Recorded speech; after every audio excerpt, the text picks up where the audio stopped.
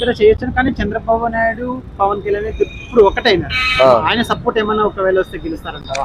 కష్టం. ఇక్కడైతే నాకు తెలిసి కష్టం. ఏపీలో అయితే రావచ్చు, ఇక్కడైతే ఇప్పుడు కష్టం. ఇక్కడ కష్టం.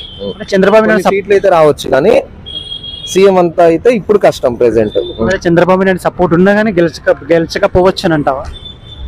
అక్కడ రావచ్చు, ఛాన్సెస్ ఉన్నాయి. ఇక్కడైతే నాకు తెలిసి నా అభిప్రాయం ఇక్కడైతే కష్టం అనుకుంటున్నాను.